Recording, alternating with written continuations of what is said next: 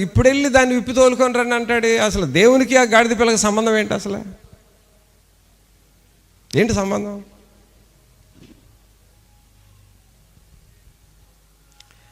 ఆ గాడిద పిల్ల ఓనర్ వేరు, కానీ దేవుడేమో నేనే ఓనర్నే, మీరు పోయి తోలుకురండి అని అంటున్నాడు. ఆ గాడిద మీద దేవునికి అసలు అంత అధికారం ఎందుకు ఉంది అసలు? సరే పోరే, ఈ శిష్యులు పంపేసి చెప్తున్నాడు, మీరు వెళ్ళి విప్పి తోలుకొని రండి. ఎవరైనా ఎందుకు ఇప్పుతున్నారంటే నా పేరు చెప్పండి పోండి అన్నాడు. ఇదేంది అసలు? గాడిద పిల్ల ఎవరో పెంచుకుంటున్నారు, ఎవరో మేపుకుంటారు, ఎవరో నీళ్లు పెట్టుకుంటున్నారు, ఎవరో కట్టేసుకుంటున్నారు. దేవుడు నా పేరు చెప్పండి అంటాడు. ఏంటి అసలు? ఏం మాటలు ఏం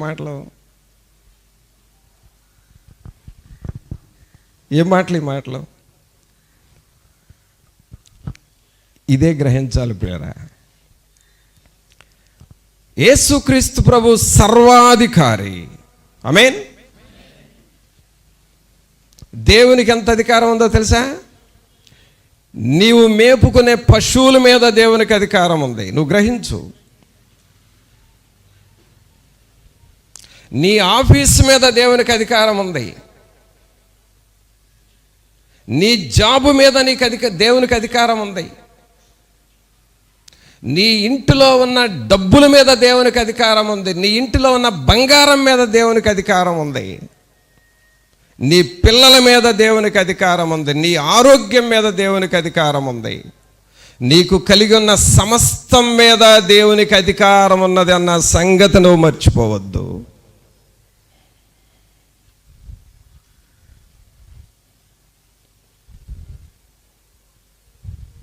ఇప్పుడు ఉదాహరణగా సౌండ్ బాక్స్ ఉందనుకోండి. ప్రభా, ఈ సౌండ్ బాక్స్తో నీకు సంబంధం లేదు, ఇది మేము తెచ్చుకునేది అంటానికి లేదు. ప్రతి వస్తువు పైన దేవునికి అధికారం ఉంది.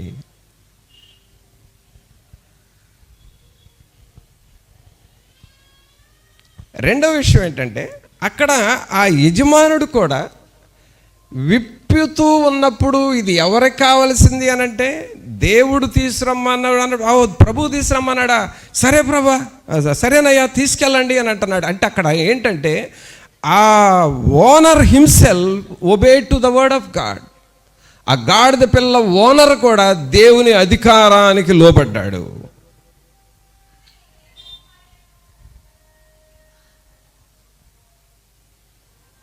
ప్రభునందు పిల్లరా,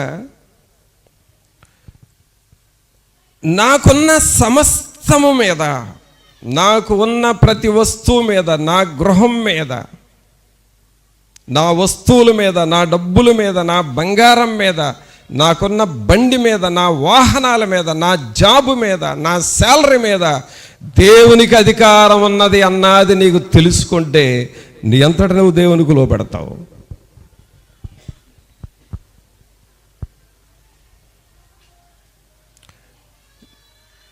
ఒకవేళ నువ్వు అధికారం దేవునికి లేదు అని నువ్వు చెప్పేటట్లయితే, దేవుడు నిన్ను ఇష్టపడితే అధికారం ఎలా ఉందో చూపిస్తాడు. లేదు, దేవుడు నిన్ను వదిలేయదలుచుకుంటే నిన్ను అలా వదిలేసేస్తాడు. అందుకని నీ మైండ్ మారాలి, నీ మైండ్ సెట్ మారాలి. సమస్తము నా పైన దేవునికి అధికారం ఉంది, నా పిల్లల పైన, నా కుటుంబం మీద దేవునికి అధికారం ఉన్నది అనే సంగతి నువ్వు తెలుసుకోవాలి. మరి ఇంత అధికారం కలిగిన దేవునికి ఆ గాడిద పిల్లను విప్పి తోలుకొని వస్తుంటే, సరేనయ్యా తీసుకెళ్ళండి అని ఎలాగూ ఆ యజమానుడు వదిలేసాడో, నీవు దేవునికి అలాగూ లోబడి ఉండాలి. అందుకనే యాకోబు అంటున్నాడు, నాయనా మీరు ప్రేమపూర్వకంగా దేవునికి ఏదన్నా చేయండి. మీరు దేవునికి ఏది చేయలేదనుకో, దేవుడు ఎలాగూ మీ దగ్గర నుండి తీసుకోవాలో దేవునికి తెలుసు. మీరు చేసేదేదో ఇష్టపూర్వకంగా చేయండి, దేవునికి లోబడి ఉండండి అంటున్నాడు. అందుకని ఇక్కడ మనం ఏం చదివాం? 2వ వచనం మరలా చదవండి. మీ ఎదుటనున్న గ్రామమునకు వెళ్ళుడి, అందులో మీరు ప్రవేశింపగానే కట్టబడి ఉన్న ఒక గాడిద పిల్ల కనబడును, దాని మీద ఏ మనుషుడును ఎప్పుడునూ కూర్చుండలేదు, దానిని విప్పి తోలుకొని రండి, దానిని విప్పి తోలుకొని రండి. అనగా ఈ గాడిద పిల్ల ఓనర్ దేవుని పేరు చెప్పగానే ఎలాగూ దానిని వదిలిపెట్టేశాడో అలాగూ నీవు నేను కూడా దేవునికి లోబడి ఉండాలి. నేను చెప్తున్నాను, దిస్ ఈజ్ నాట్ కమాండ్. నీది వాలంటరీగా నువ్వు ముందుకు రావాలి. దేవునికి లోబడి ఉండుడి అని చెప్పాను కాబట్టి ఇదేదో నేను కమాండ్ చేయటం కాదు. నేనైనా సరే హృదయమంతటితో దేవునికి లోబడాలి. నీవైనా సరే హృదయమంతటితో దేవునికి లోబడితే ఆయనకున్న అధికారంతో లోబడితే, అధికారము నిమిత్తమై లోబడితే దేవుడు గొప్ప కార్యాలు మన జీవితంలో చేస్తాడు. ఆమేన్. ఇంకా చూడండి పిల్లరా, దేవునికి మనం ఎందుకు లోబడాలో చూద్దామా? మత్తయి సువార్త తీయండి. మత్తయి సువార్త 9వ అధ్యాయం తీయండి. మత్తయి సువార్త 9వ అధ్యాయము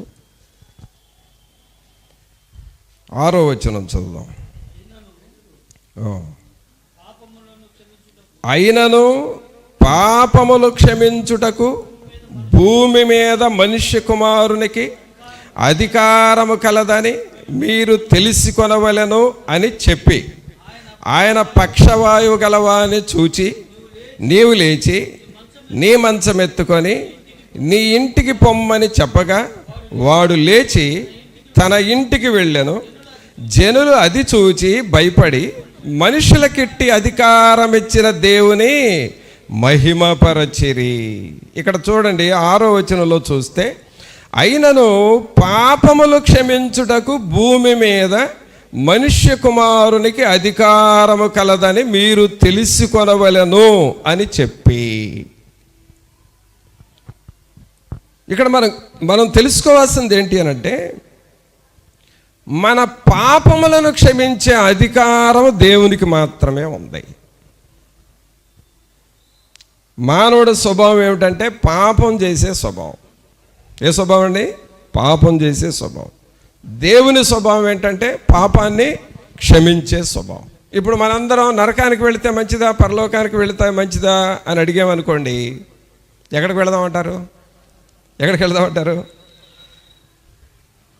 ఒక స్థలంలో పాస్టర్ గారు ఆ ఎదురుగున్న ఆ మీటింగ్లో ఉన్న ప్రజల్ని అన్నాడంట,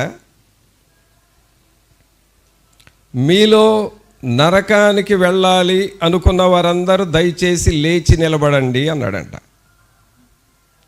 ఏమన్నాడు? నరకానికి వెళ్ళాలి అనుకున్న వాళ్ళు దయచేసి లేచి నిలబడండి అన్నాడంట.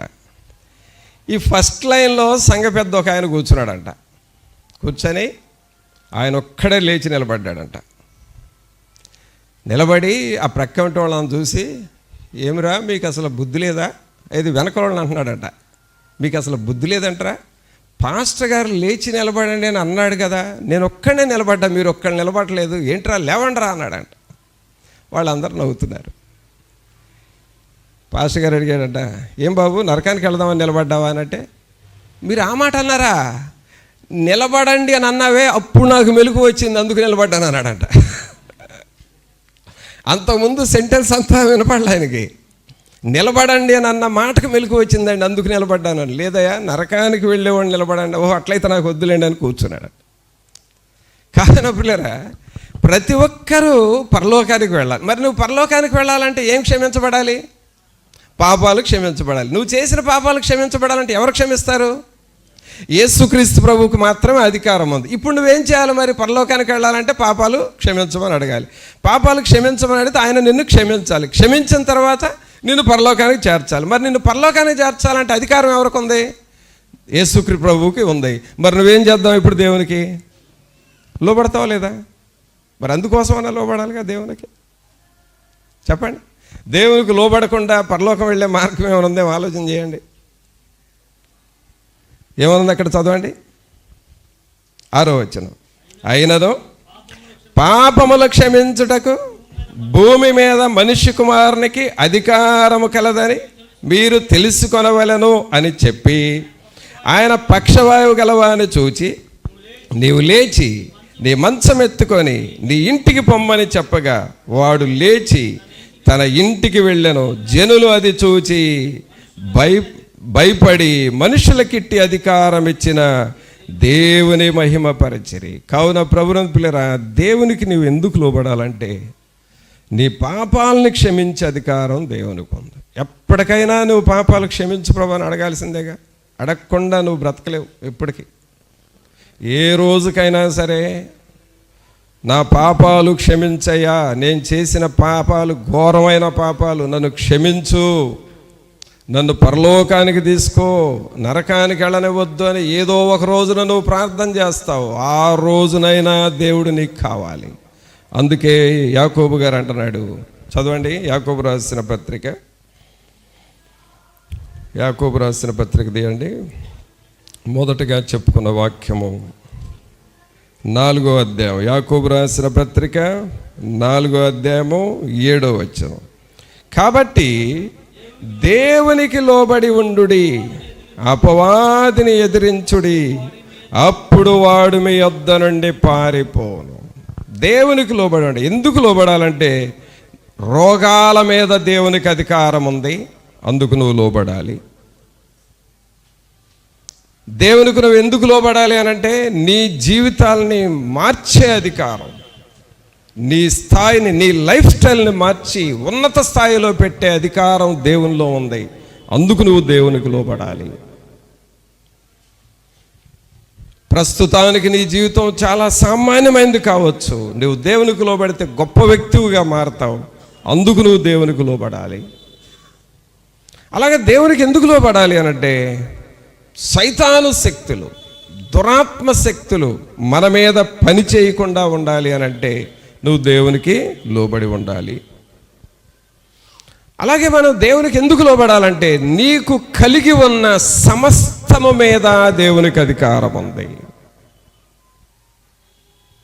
నీకు కలిగి ఉన్నది ఏదైనా సరే, వస్తువులు కావచ్చు, ద్రవ్యము కావచ్చు, ఇల్లు కావచ్చు, ఫ్యామిలీ కావచ్చు, నీకు కలిగి ఉన్న సమస్తం మీద దేవునికి అధికారం ఉంది. ఆ గాడిద పిల్ల ఓనర్ దేవుని పేరు చెప్పగానే సరే తీసుకెళ్ళండి అని ఎలా చెప్పాడు, ఆ అధికారానికి మనం లోబడాలి. సమస్తం పైన దేవునికి అధికారం ఉన్నదని గ్రహించి నీవు దేవునికి లోబడాలి. ఇంకా దేవునికి ఎందుకు లోబడాలంటే నువ్వు పరలోకం వెళ్ళాలంటే నీ పాపాలు క్షమించబడాలి. నీ పాపాలు క్షమించబడాలంటే దేవుని నీవు అడగాలి, క్షమించాయా అని అడగాలి. క్షమించమని అడిగే అధికారం, అంటే క్షమించే అధికారం ఎవరికి ఉందంటే యేసుక్రీస్తుకు ఉంది. అందుకు నువ్వు దేవునికి లోబడాలి. చివరగా దేవునికి ఎందుకు నువ్వు లోబడాలంటే మరణము పైన దేవునికి అధికారం ఉంది. మరణం పైన, శాపం పైన దేవునికి అధికారం ఉంది. నీ జీవితంలో ఉన్న శాపాలన్నీ తొలగించగలిగిన దేవుడు. ఒకవేళ సాతానుడు వచ్చి నిన్ను మొత్తి మరణించేటట్లుగా చేసిన ఆ మరణాన్ని కూడా జీవముగా మార్చగలిగిన దేవుడు. మన పాపాలు, మన శాపాలని తొలగించగలిగిన దేవుడు. ఆ అధికారము దేవునిలోనే ఉంది. చివరిగా ఆ మాట కూడా చూద్దాం. 1 కొరింథీ 15వ అధ్యాయము, 1 కొరింథీ 15వ అధ్యాయము 16వ వచనం నుండి చూద్దాం. 16 నుండి,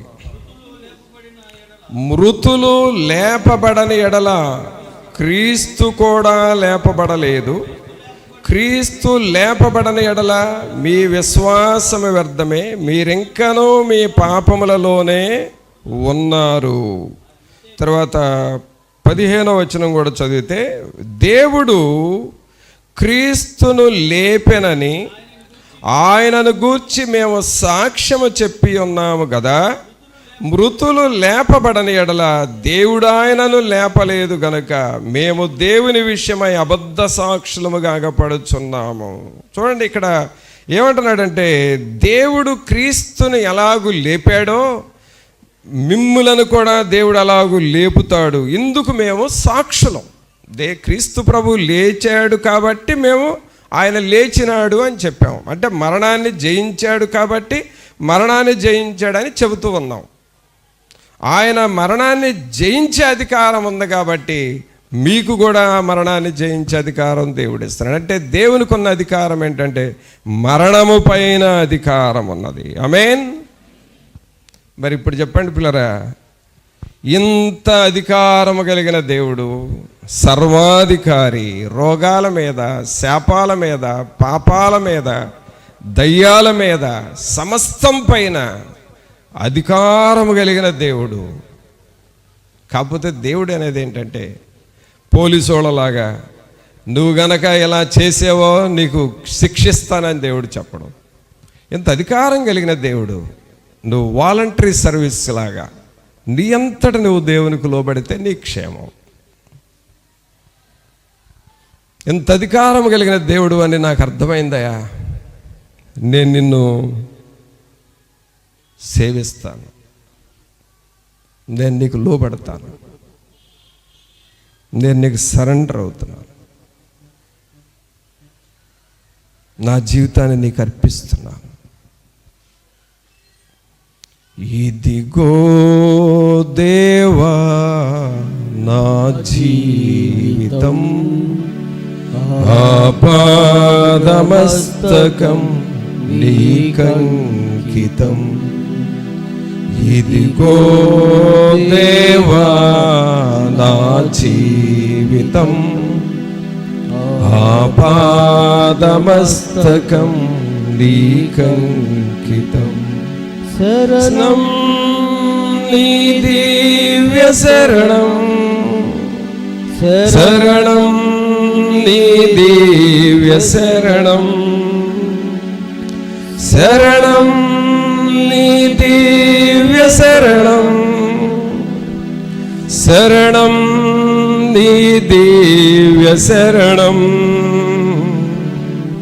ఇదిగో దేవా నా జీవితం, ఆపాదమస్తకం నీకంకితం. ఇదిగో దేవా నా జీవితం, ఆపాదమస్తకం నీకంకితం. అందరం ప్రార్థనలో ఉందాం పిల్లరా. సోదరుడా, సహోదరి, నిన్ను నువ్వు పరీక్షించుకో, నిన్ను నువ్వు పరిశీలన చేసుకో. ప్రభువు నీతో అంటున్నాడు, నువ్వు నాకు లోబడి ఉండు. నేనెంత అధికారం కలిగిన దేవుడినో నన్ను గుర్తించు. నువ్వు సర్వాధికారి, సర్వజ్ఞుడు, సకలము చేయగలిగిన దేవుడు. వాతావరణం మీద దేవునికి అధికారం ఉంది, తెగుళ్ళ మీద దేవునికి అధికారం ఉన్నది. ఓ దేవా, సమస్తం పైన మీకు అధికారం ఉన్నది ప్రభువా. ఎంత అధికారం కలిగిన దేవునికి నేను నా అంతట నేను లోబడటం అనేది మంచిది ప్రభువా. నా అంతట నేను లోబడాలి. ఏదో లోబడకపోతే నష్టం జరిగిద్దో, శిక్ష వస్తుందో ఆ భయంతో లోబడటం కాదు. I have to surrender my self to God. నేను నన్ను నేనే దేవుని ఎదుట తగ్గించుకుంటా. ప్రభువా, నీకు లోబడతానయ్యా. నాకున్న సమస్తం మీద మీకు అధికారం ఉన్నదయ్యా. నేను మీకు లోబడతాను, నేను నీకు లోబడతాను అని నువ్వు ప్రభుతో చెబుతావా? నువ్వు దేవునికి లోబడితే, పేతురు లోబడినప్పుడు గొప్ప వ్యక్తిగా మారాడు. యోహాను లోబడినప్పుడు గొప్ప వ్యక్తిగా మారాడు. దావీదు లోబడినప్పుడు గొప్ప వ్యక్తిగా మారాడు. నువ్వు లోబడతావా దేవునికి? సోదరుడా, లోబడతావా? లోబడక నువ్వు ఇంతకాలం నష్టపోయావు. లోబడక ఇంతకాలం శోధనలు అనుభవిస్తున్నావు. అర్థమవుతుందా నీకు? లోబడనందువలన కొంచెం కొంచెంగా లైఫ్ వెనక్కిపోయింది నీది. అర్థమవుతుందా? ఓ దేవా, ఇప్పటికైనా నేను నిన్ను తెలుసుకుంటాను, ఎప్పటికైనా నిన్ను గుర్తెరుగుచున్నాను, నీకు లోబడతానయ్యా. మీ వద్దకు వస్తున్నాను ప్రభువా. మీ కృపలో బలపరచండి, మీ నూతన శక్తి నాకు ఇవ్వండి అని నువ్వు ప్రభువుని అడుగుతావా? పరిశుద్ధుడైన మా ప్రభువా, మీకు స్తోత్రాలు వందనాలు చెల్లిస్తూ ఉన్నాము. మహోన్నతుడా మా ప్రభు అయిన యేసు మిమ్మల్ని స్తుతిస్తూ ఉన్నాము. దేవునికి లోబడి ఉండుడి, అపవాదిని ఎదిరించుడి, అప్పుడు వాడు మీ యొద్ద నుండి పారిపోవునని చెప్పారు. రోగాల మీద మీకు అధికారం ఉన్నది, శాపాలను తీసివేసే అధికారం ఉంది, పాపాలని క్షమించి మమ్మల్ని పరలోకానికి చేర్చే అధికారం మీకున్నదయ్యా. సృష్టి మీద మీకు అధికారం ఉన్నది. మాకున్న సమస్తం పైన, వస్తువుల పైన, మా పనుల పైన, మా కుటుంబం పైన మీకు అధికారం ఉన్నది. ఇంత గొప్ప అధికారి ఎదుట నేను ఇంకా ఆలస్యము కాకూడదు, ఆలస్యము చేయకూడదు, లోబడాలి ప్రభు. దేవునికి లోబడి ఉండుడి అని మీరు చెప్పారు. ఆ గ్రహింపు మాకు మీరు దయచి, ఈ ప్రియులను మీరు దర్శించి, దేవునికి లోబడినప్పుడు ఉన్నత స్థితిలో మీరు మమ్మల్ని పెడతారు. ఆ గ్రహింపుతో మేము జీవించువారముగా చేయమని, ఈ మాటలు అందరి హృదయాల్లో నిలిచి ఫలించులాగున చేయమని నజరేయుడైన యేసు నామమున అడిగి వేడుకొంచున్నాము తండ్రి, ఆమేన్. మన తండ్రి అయిన దేవుని ప్రేమ, కుమారుని కృప, పరిశుద్ధాత్ముని యొక్క సన్నిధి, ఆయన సహాయం ఇప్పుడు నెల్లప్పుడు మనందరికి తోడుగా ఉండి ప్రభువుకు లోబడి ఉండుటకు పరిశుద్ధాత్ముడు మనకు సహాయం చేయను గాక. ఆమేన్.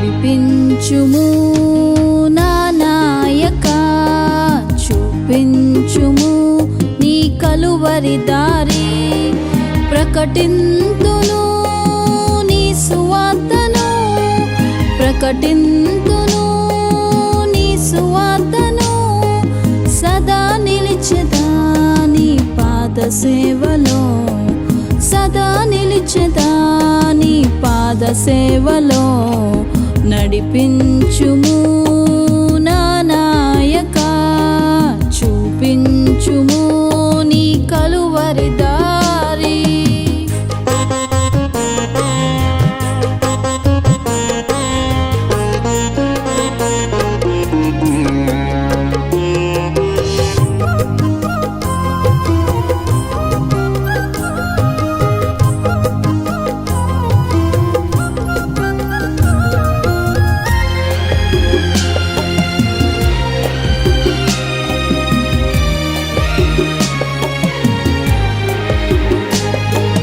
జీవితమే దుర్బలమై బ్రతుకే విసుగాయనే, బలు రక్కసి చెట్లు నా హృదయములో పెరిగే.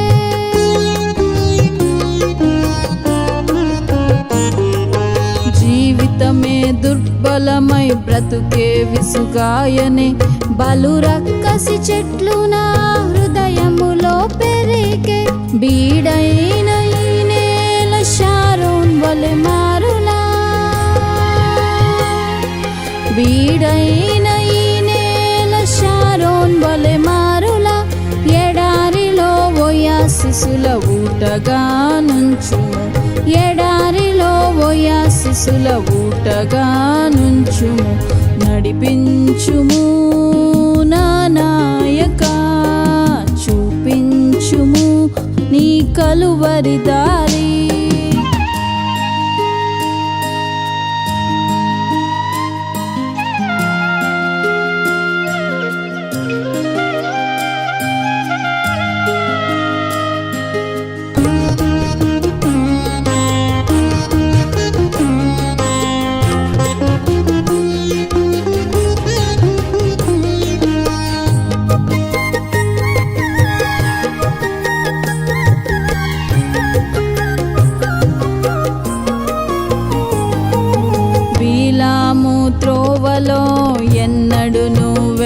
వెళ్ళక గెహజీవలెనెన్నడూ పరుగులెత్తక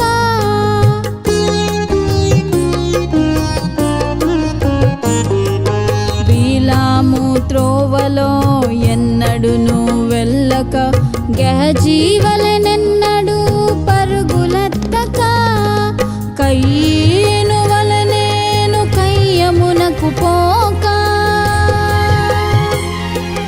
కయ్యను వలనేను కయ్యమునకు పోక హేబేలు అర్పణలా అర్పించదనను నేను హేబేలు అర్పణలా అర్పించదనను నేను నడిపించుము నా నాయక చూపించుము నీ కలువరి దారి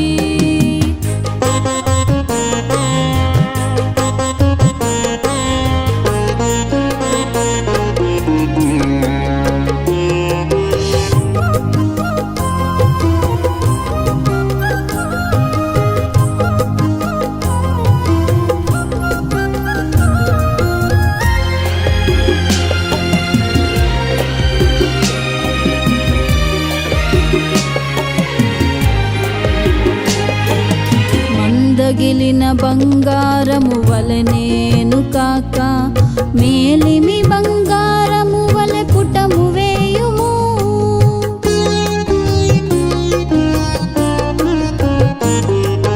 మందగిలిన బంగారము వలెనేను కాక మేలిమి బంగారము వలె పుటము వేయుము రూపాంతర పర్వతముపై ప్రకాశించే మెరుపులా రూపాంతర పర్వతముపై ప్రకాశించే మెరుపుల మహిమతో నిండిన మందిరమై నుండెదా మహిమతో నిండిన మందిరమై నుండెదా నడిపించుము నా నాయక చూపించుము నీ కలువరి దారి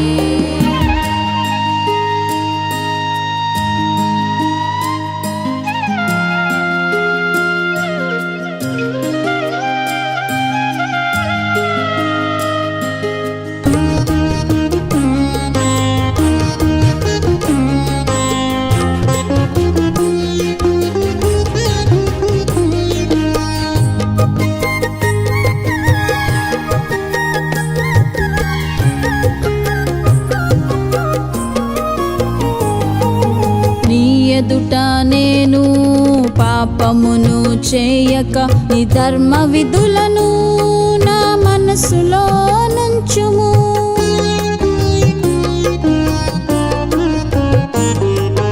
నీ ఎదుట నేను పాపమును చేయక నీ ధర్మ విధులను నా మనసులో నుంచుము ఉపకార ధర్మమును చేయుటను మరువక